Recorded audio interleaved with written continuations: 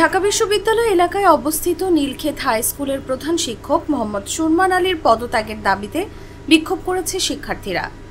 তার বিরুদ্ধে শিক্ষার্থী ও অভিভাবকদের সঙ্গে অসৌজন্যমূলক আচরণ এবং অনিয়মের অভিযোগ উঠেছে।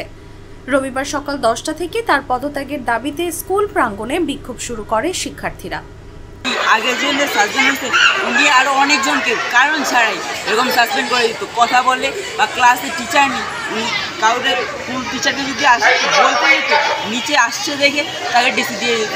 এমনকি আমাদের ক্লাসেরও খারাপ অবস্থা, ক্লাসে না ফ্যান আছে না লাইট আছে না কিছু, ওই সাইডে একটা ফিল্টার আছে উনি ওইটাও খুলে ফেলছে। টেবিল চেয়ারগুলো এ পর্যন্ত ভেঙে একাকার অবস্থা। টেবিল চেয়ার এমনকি ক্লাসরুমটা পর্যন্ত ময়লা থাকে। আমাদের ক্লাসটা পুরো নোংরা, মানে কোনো ঝাড়ু দেয় না, টেবিল মুছে না, তারপরে কি টেবিল ভাঙা, যে চেয়ার ছিল সে তার গাড়ি পড়ে গেছে। আন্দোলনকারী শিক্ষার্থীরা বলে প্রধান শিক্ষক শিক্ষার্থীদের সঙ্গে খারাপ আচরণ করেন, এমনকি অভিভাবকদের সঙ্গেও। তিনি তুচ্ছ কারণেই যে কোনো সময় যে কাউকে বহিষ্কার করেন, স্কুলে খেলাধুলারও সুযোগ দেন না। স্কুলের এক নারী শিক্ষার্থী জানায়, স্কুলের কম্পিউটার রুমের কম্পিউটারগুলো নষ্ট বহুদিন ধরেই, কোনো পদক্ষেপ নেননি প্রধান শিক্ষক।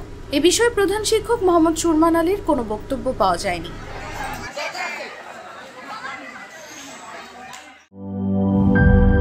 শিয়া বাটার ও ভিটামিন ই সমৃদ্ধ lily glam beauty soap. Lily, always beautiful.